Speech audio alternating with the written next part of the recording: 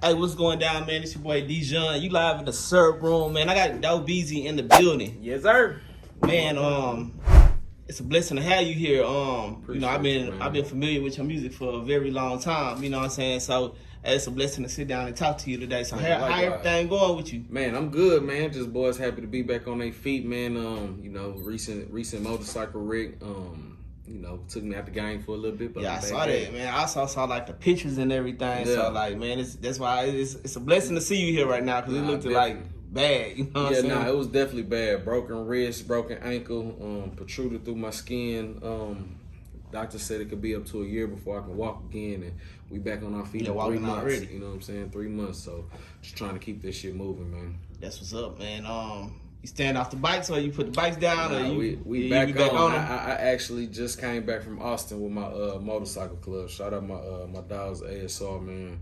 I ain't posting nothing because I ain't want no backlash. You already know the comments, man. I'm talking about niggas is on my ass, but man, I'm back on bikes, man. We don't fall down not to get back up, so shit. Already back at it. Man, just be safe out there when you on it. You know what I'm saying? Appreciate it. You know, one big move that I seen you made this year was you working with Loud Music now. Yes, sir. Yes, sir. What made that connection over? What made you want to go over there and work with them? Man, pretty much, man, I was at a point to where I just was like, man, I've been putting a lot on my shoulders, doing everything independently. Just working with pretty much two people, man, my manager and my assistant, and I haven't really been giving them much to manage. So I say, man, with this go round, I'm finna give it my all, and I really just want to only focus on music. So I reached out to Derek. Big shout out to Derek over there, man. We sat down for lunch and just was chopping it up. I had kind of wanted to pick his brain on where he felt like, personally I should go and the way that I should move, just to kind of get some insight and, some thoughts just outside the box. And that conversation ended up turning into some, nice business conversation. And we was like, man, let's just try to do this shit together. And it all made sense, and here we are. Y'all got a pretty nice roster over there. I know you got Lil Flip, Zero, yes sir, Tim Ned, Fat Pimp, Cody Blake, Sarah Bliss, all them over there. So it's like you a part of a great team. Yeah, definitely, and that's what it is, man. I know Derek is a mastermind when it comes to working with artists. I feel like, you know what I'm saying. So I'm just trying to get in where I fit in. Okay. Have you released any projects over there yet? Or nah, not yet. We actually working on one right now. So. Okay, so what you got in the makings right now? Right now I don't have a title for an album or a date. I think the motorcycle record kind of put a halt to everything. Okay. But right now we just in the groove of cooking, man. I'm working real close with my producer Lil Ju. Big shout out to Lil Ju made the beat, and Tim Ned. We just trying to see what we can come up with right now. Okay. Lately, well, nowadays, like 2021, people pretty much getting known by going viral and, doing like a lot of extra stuff. It don't really speak too much on the music right now when people get on. I mean, a lot of times they do, but sometimes they don't. But with you came out like very lyrical, like in a place where they didn't look at us as lyrical artists. You had bars, you was like coming at them hard. Like every time I would see like videos of you at like different events, like freestyle events and competitions, like you was always shutting it down. What inspired you to have that type of style? I don't know what made that style come. Me and a lot of people kind of think, I was originally born in Cleveland, Ohio. You know what I'm saying? Okay. Moved to Texas when I was 12. I wasn't interested in doing music or anything back then, but when I did start rapping, I had a faster paced flow, and a lot of people say it's because it came from, because I was born on the East Coast. So I'm wondering if that's what it is, but I don't really know. I just know for me, once I did get interested in music and wanted to, jump down in it, I wanted to be the person that made people make the ugly face when I rap. I wanted to, punch lines and just, paint pictures when I rap versus just trying to more so do the dancing or the bopping. So for me, it was more so, the reaction, from freestyling in the hallways and shit like that kind of gave me this style. At what point in time did you start realizing that you was making a name for yourself by doing the music? It was probably like the SF2 era. Anyone that was familiar with me back then, you know, we was making our rounds going to SF2 every Sunday. It was an event called Kickback Sunday, and I started going to that every week and was building a buzz because all the media around that time was going to that home and looking forward to it, whether it was media, artists, whatever. They was going to this Sunday, and I was freestyling, killing, and I was actually working on a tape around it. So when I dropped it, the response from the tape and, you know, the way I started getting booked for shows, that's when I was like, okay, shit really popping. Okay. I know from there you went on to feature on songs for like Slim Thug, pretty much everybody in Houston. You know, you got a lot of features, worked with a lot of artists. Was there ever a time like when you had first started doing music that you could even see yourself taking it that far? Nah, I think once I jumped down, once I decided that this is what I wanted to do, man, I was super confident in myself. I that's part of where I'm at now, struggling because I feel like I'm not where my potential is supposed to be. Right. But always from early on, I always felt like shit was gonna pop. You know what I'm saying? As far as like working with the other artists, man, I think I just was good at building relationships. Like I said, we was making our rounds on SF2. I was from the South, but making sure I made my rounds on the North. Making sure I utilized the other 6 days in the week outside of Sunday to go to different events. You know what I'm saying? And just start building the buzz, and people were respecting the grind, and you know that's where the relationships came from. Do you feel like, well, you know, like in Houston, they say it's hard to get on, and people don't, you know, try to put on for the city and all that. Like the OGs don't try to put on. But do you feel like a lot of artists out here don't do that? Like go out here and network, do these shows, and tap in with the media and stuff? Right. Now, I think, that to address the whole OGs don't put on that, I think that's a big excuse. You know, the Houston don't support each other, all that bullshit. I think that's a lot of that goes on in every city. You know what I'm saying? It's not nobody's job to reach back or do nothing. Like, you know, if they do, that's player, of course. You know what I'm saying? But it ain't nobody's job to put you on. You know what I'm saying? But I think that's something every city go through. Houston is just a bigger city, so people feel like shit. It goes on a lot here, but. Yeah, I've always felt that was bullshit. What was the other part? My bad. I didn't want to get off. Pretty much the way, like artists not networking enough. Oh like, yeah. I definitely events. feel like artists don't you know, especially here, don't network enough because we a city that's too cool for school. You know what I'm saying? A lot of people like to stay in their own bubble, or they don't want to feel friendly, or they don't want to, you know what I'm saying, feel like they dick riding or anything like that. But I was real strong on trying to put artists together. You know what I'm saying? I feel like the strength move in numbers. So I do think that's something that the city could work on when it comes to networking. You know what I'm saying? Right. Because I know one of the songs that I know you featured on, it's a Slim Thug song. I can't think of the name, but it's like... Probably Welcome to Houston. Welcome to Houston. It's like, man, I want to say like 10. I know GT Guard's on there, Killer Calion, D-Lo. I can't even think. I know your verse, you walking through downtown Houston. Yeah, for sure. Yeah, you know, Houston was known for doing songs like that, like huge collaboration songs, but now you don't really hear it too often. Right. Is it a reason for that, you think? No, I don't think it's a reason. Like I said, to be honest, I feel like it's a lot of. I think artists are working together more now than ever before. You know what I'm saying? Like, there's no big songs with a lot of artists on them. Like the Welcome to Houston and shit like that, but I think artists are working together now more than ever. You know what I'm saying? Shout out OTB Fastlane. I see him and Jeremy working all the time. Yeah. Down to the to the cleanup crew, everybody. You know what I'm saying? Everybody networking and fucking with each other, and it's all organic. You can tell it ain't no funny rap shit. You know what I'm saying? So I think artists in Houston are working together now more than ever. What do you think about today's environment in a rap game in Houston? Like just the direction that it has went in. I think it's bigger than what before. Like when Slim and Paul and them had all went mainstream, I think it's bigger now than what it was before. You know what I'm saying? Especially due to the internet, you know. I think it look good. I think we're in a real healthy place, whether it come from the male artist to the female artist, whether we talking about independent or the niggas that got a little bigger, from Travis Scott to Megan, all the way down to Maxo and Sauce Walker. And if you want to go even more, like I said, Fastlane, Lil Jeremy, Mona Leo, it's a lot of people. It's a lot of people that's taking off. I think we got more artists at this point in time right now taking off than we ever had before at one time. I definitely agree. Beat King, he been grinding for a long time, and he actually bigger than he ever been. You know what I'm saying? So I think Houston is in a great place right now. Already. What's some of the artists that you were inspired by coming up?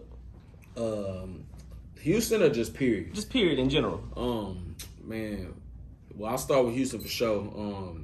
I was big Chameleonaire fan. And then Killer Kelly Young, heavily influenced. Lil Flip, UGK.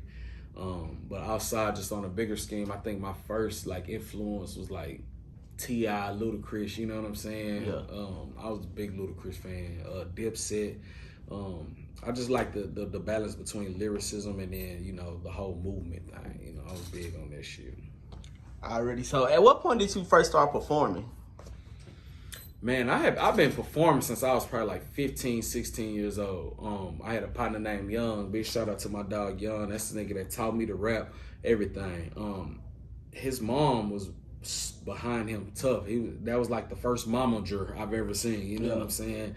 And like I said, I started off rapping, freestyling, and you know, in the hallways at school and shit. So when I met him, he had a studio at his house. So when I started working with him, we just started doing music, and then his mom started booking little shows. We would do like shows at little holes in the walls at places we weren't even old enough to get in, you know what I'm saying? So it was real early, like 15, 16, and then once I started taking the music serious and actually building the buzz in the city, like I performing wasn't nothing, you know what I'm saying? I think I stood out from a lot, you know what I'm saying, just from having that experience from doing the young. Yeah, and then you know it seems like you're a very performing type of artist because like the way that you deliver, right. It's like the crowd is like sit there and wait for what you gonna say next. Right. Did you always get that type of reaction from the crowd? Man, I don't want to toot my horn, but yeah, I feel like I have. Just because I understood early that, you know what I'm saying, it's more than just rapping into the mic and trying to get people to feel your bars. You got to connect with the crowd, you know what I'm saying? I'm the nigga that between each song, I'm talking to the crowd, I'm saying something, I'm interacting, you know what I'm saying?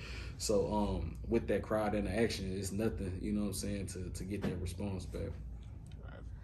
So, you know, talking about like the Houston scene and stuff like that, are you surprised at how far that it has came to, like, you know, just from like the 90s to the 2000s to like right now? Like, I'm surprised that it took so long, you know what I'm saying? I feel like Houston has heavily influenced the culture of hip hop, period, you know what I'm saying? I just feel like, you know, it took a little long, you know what I'm saying? Do you think we get the credit that we deserve for that influence? Definitely. Or will we ever get that credit? Definitely not, you know what I'm saying? My verse on Welcome to Houston speaks on that, you know what I'm saying? So, I definitely don't feel like we get the credit we deserve, but I definitely feel like we on the way. We definitely on the right path to getting there. Right. In other cities, you know, like they talk a lot about falling off, like artists falling off or whatever. Mm-hmm. But like out here in Houston, it seems like artists like it's no limit to how long you can be in the game because you got artists like Snoop Dogg or Pokey dropping albums right now, Kiki. You know, like these artists 20 years later still dropping albums, like very still relevant. Right. Like you go to a lot of other places, like, you know, after like 10 years in the game, you don't see these artists no more. The reason for that is because one, those artists that you named built a cult following. You know what I'm saying? They weren't radio artists that just popped off one single. These are artists that a lot of fans grew with. You know what I'm saying? Right. So they built a cult following. So whether they drop an album now or 10 years later, I think people are going to be excited for that. You know what I'm saying? And another reason is because Texas is a big state. You know what I'm saying? Like Pimp C say, man, if you ever hit, you'll forever be rich in the South. You know what I'm saying? Like you could just literally tour the South. And you won't need to work again. Yeah. I be hearing people say you can literally just tour Texas. Tour Texas. Hit all the Texas you own. For shit show. It's too many cities, and like I said, the culture that Houston brings, you know what I'm saying? It's like shit. Still to this day, people are using the slower paced music or talking about the serve or whatever. You know what I'm saying? Like Houston is still heavily influenced by the culture. Right. You know, like we also one of the only cities that's open right now to a point where you can have like sold out concerts and like it's probably like only like 4 or 5 places that you can really go do that right now. You know, do you feel like right now artists should really be buckling down, trying to get their music out here, like, you know, really trying to do a lot of networking, pull up to these events right now, like with all these artists coming to the city? I mean, I feel like that's how it always should be, whether it's a pandemic or not. You know what I'm saying? Your net worth is always gonna be your network. You know what I'm saying? Like, I said that wrong. Say your network will always be your net worth. You know what I'm saying? So yeah, anytime you have a opportunity to go out there and network, I think you should capitalize on that. And with Houston being one of the few, you know what I'm saying, there's no excuse for nobody not to be out there. Yeah, because Houston literally so big that an artist can be on one side of the city and the other side never heard of. That's how I even jumped in the game, you know what I'm saying? Like, I was out in Webster building the buzz down the whole 45 South from Fuquay all the way down to Galveston, you know what I'm saying? But I didn't know anything going on in the city, you know what I'm saying? And then my manager had hit me one day. I was like, man, you seen this guy named Fat Tony won best rapper in Houston with the Houston Press Awards. I had never heard of Houston Press Awards or Fat Tony. Yeah. So once I did my research, I'm like, oh, it's like a actual rap thing going on in the city, you know what I'm saying? And I started migrating towards the city and networking and building relationships and seeing how shit went, and that's how I jumped on. Yeah, I think a lot of artists would be surprised, like, if they, get to networking and see how connected the industry in Houston really is. Man, like, it's very connected. For sure. And then I always tell people, like, this is the 4th largest city, but it's so small. You know what I'm saying? Real. Like, it's so small. All you got to do is, it's 6 degrees of separation. You can be in a room with 6 people, for sure. You and somebody else in that room is going to be connected some way. Yeah. So I know you say you came down from Ohio. Like, how old were you when you got to Houston? 12.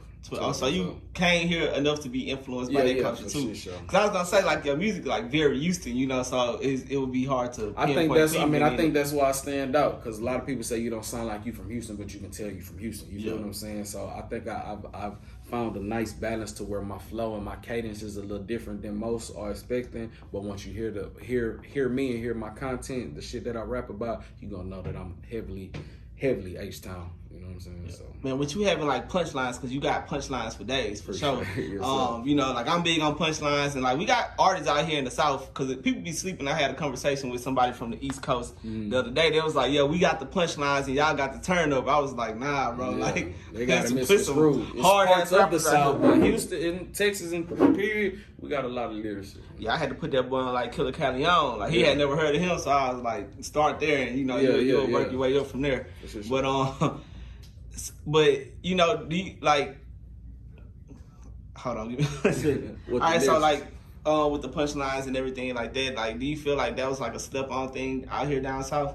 You said, do I feel like it was a step-on thing? Like, slip-on, because you had artists like Killer Cali on, like, punchlines, like, Chameleon. For sure. People have stigmas about the different coasts, you know what I'm saying? And with the South, we have the stigma of either being real slow or just making turn-up dance music, you know what I'm saying? But anybody, you can do your research from back in the day to Scarface, they were very lyrical to now, to, like you said, the Killer Calions and myself and Propane. I think it's more lyrical content than it is turn up, you know what I'm saying? But I feel like, the turn up and the dance is always gonna be what's mainstream, you know what I'm saying? It's feel good music, you know what I'm saying? Like, I don't feel no type of way about it. I think it's a lane for everything. Yeah, it definitely is, especially out here, because I feel like one reason that we did have, like, a gap between artists going mainstream is because, like, it was hard for people to accept that the sound of Houston wasn't going to sound the same anymore. Right. So, like, for a lot of artists that had different sounds, they didn't necessarily sound like somebody coming out of Screwhouse. Mm-hmm. It was hard for them to make it. It was hard as hell, man. I remember a time where boys that came together and was like, we are going to intentionally not try to sound like, with the past, the older artists. That's when they had the new Houston movement, and boys was not feeling that, you know what I'm saying? I think niggas felt like if there was a new Houston, then that was boys calling the others old Houston, and that exactly, because they were still doing their thing. Exactly, you know what I'm saying? So and that wasn't what it was. I think boys was just pretty much saying this is a new sound for Houston, you know what I'm saying? Right. But I think that movement and that wave kind of took a hit for a lot of artists to be able to do their thing now. Yeah, it really did, because, like, at a time where, like, South Walker was coming out, it was hard, like, it seemed like it was hard for him, like, to break his first single and, like, for people to accept it. Right. Like, they weren't used to something like that coming out of Houston. It was always, like, authentic street music for the longest, and, like, South Walker came out with a whole different style. Like, eventually people got onto it, but it took a while. Like, it took him to blow up outside of Houston for him to blow in Houston. You know what I'm saying? Like, I mean, of course he built his buzz here in Houston and whatnot, but I think once people start seeing how the world was gravitating towards him, that's when, people jumped on. But, I love my city, but Houston is a bandwagon city. It's hard. Whether they come from music to sports to anything, you kind of got to start moving outside the city before the city jump on board. Because I feel like Travis Scott, like with Travis Scott having the sound that he has, I feel like it just was it wouldn't have made it out of Houston. Like he had to go do what he did and then bring it back here. For sure. Yeah, it is. It's a hard city to make it out of, especially like when it comes to like getting respected, even getting heard. You know, like getting the masses behind you. Scared of change, bro. You know, the city just not really comfortable with change. You know, and shit, they've been doing their thing for so long. The same way, shit.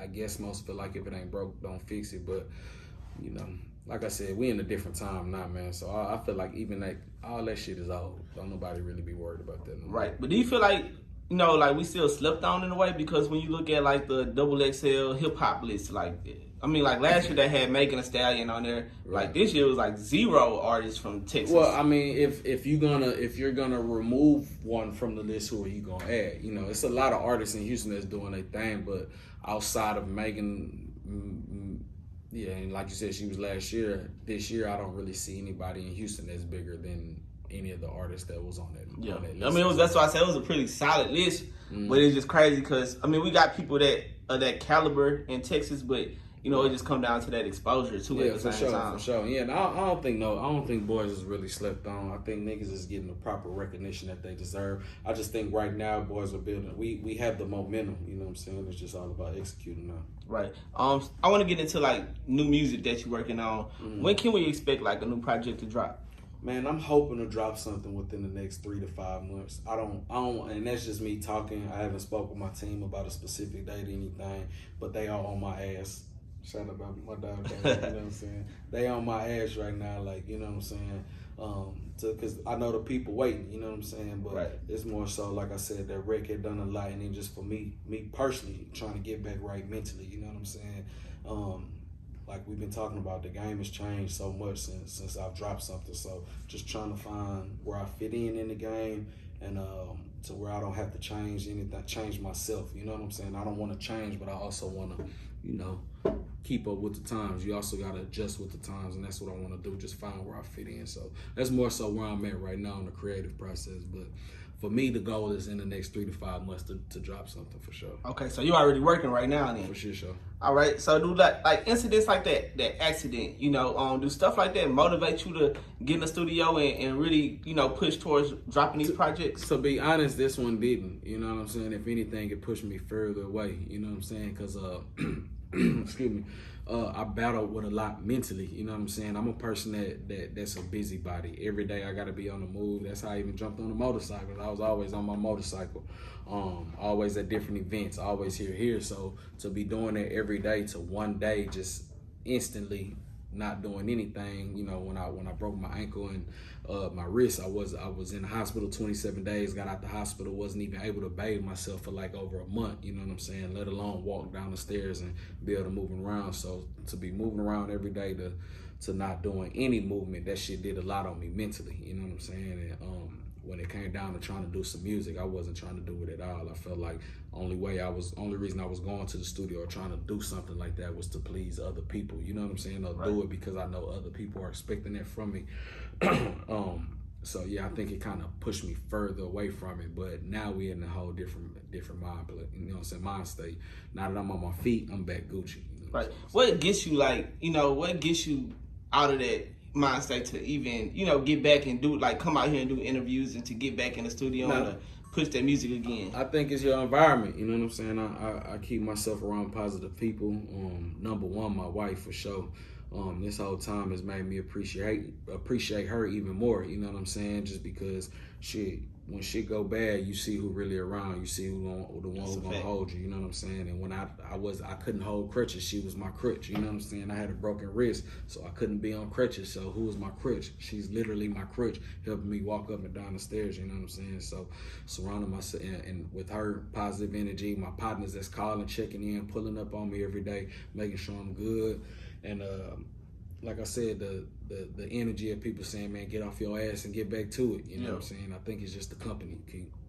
And I ask because, you know, people go through things every day. But, like, sometimes people don't find the strength to get up and keep going. So, you know, it's always good for them, you know, you never know who might be watching the interview or whatever to get that motivation and, feel like they got a chance to keep going. For sure. So I think I was big on that too on my Instagram, man, just showing people, you know, I was getting DMs every day, whether I was in the hospital or when I got out, just motivating people to keep going. You know what I'm saying? Like, I see the circumstances fucked up, but I'm not letting this shit stop me. When the doctor said 8 to 12 months, I made it a goal to be 3 to 6 months to start walking. You know what I'm saying? Right.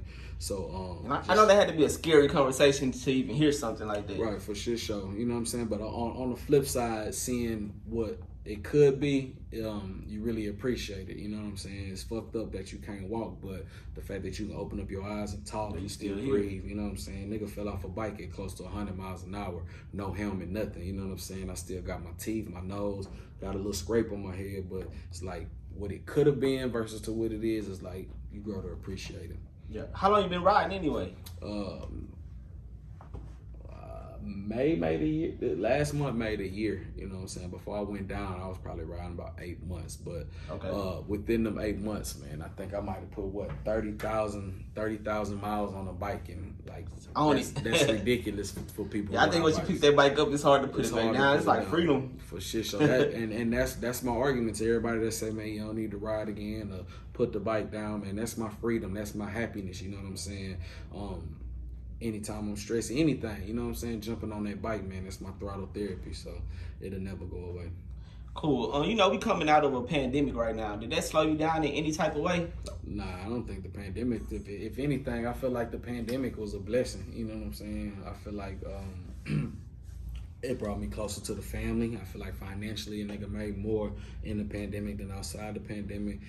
It just sucks that it took, you know, something like that for shit to start going well, you know what I'm saying? But, yeah, you know. It really seemed like the only downfall of the pandemic and like the music industry was like the lack of shows. Yeah. But it seemed like everything else just blossomed during that time. Like people found out so many ways to like put themselves out there. Definitely. But yeah, the shows canceling that fucked up a lot of people's pockets. That was literally the only way a lot of people ate. You know what I'm saying? Yeah. Especially independent. And at the time it happened at the time of South by Southwest, like the rodeo and Coachella, like all these major festivals was like right in the midst of. It got shut down back to back. You know what I'm saying? 2 years because we still haven't had like another South by Southwest rodeo. For shit show. Yeah, the pandemic. Fuck the pandemic. For real. Yeah, man, they said, well, it feel like it's over. I don't really know if it's over or not, but, you know, with everything opening back up, are you, you know, back out here doing shows, or you got any performances coming up? I'm actually going to be performing with my dog, the Smush Gang. Shout out my Smush bros, you know what I'm saying?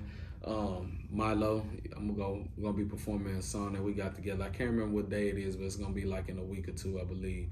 But I got my team working on putting some shows together. It's just shit, making sure I'm back right on my feet. And we can walk, so I feel like, you know, we Gucci now. So the answer to your question, yeah, we back at it like crack at it. For sure. So I know you say like album, we can maybe look forward, you know, about 8 months, something like that. Yeah. You know, we might be hearing something. Ain't no maybe, it's coming for sure. In the meantime, will we get in these surprises like singles or freestyles or anything like that? So that's really what I'm on now. I feel like that's the first thing I want to do is just flood people's timelines with content, whether it's me rap freestyling in the car, whether it's me dropping singles, whatever, you know what I'm saying, or just doing videos, talking and showing my personality, you know what I'm saying? I think just coming back out and flooding people with the content. Right, and I do have one question from somebody that wanted me to ask you a question.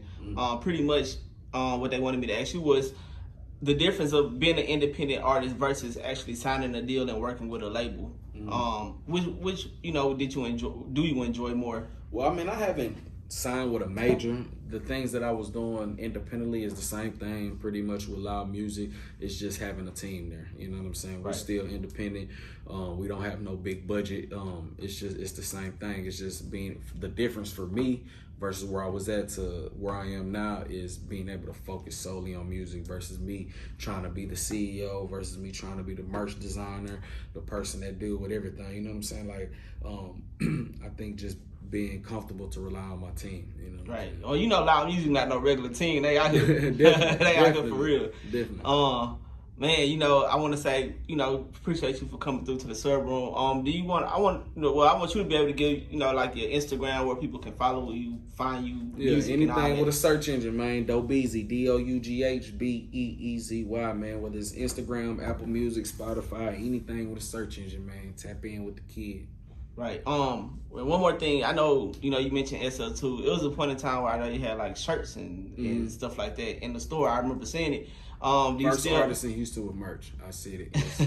Do you still have like the merch available and stuff like that for the fans? I don't have nothing available at this moment, but of course that's gonna be part of the rollout. You know what I'm saying? As soon as we start putting the music and everything back out, the merch, all that is on top of it. You see, we now live music merch. You know what I'm saying? So, already. I mean, that's important. That's an important factor right now. Like merch is money for artists. I think that's one of the biggest things. That's another thing I caught on too early. You know what I'm saying? We were doing merchandise in high school at 15, 16. Got the pictures and everything to prove it. You know what I'm saying? I feel like merchandise is just as important as the music.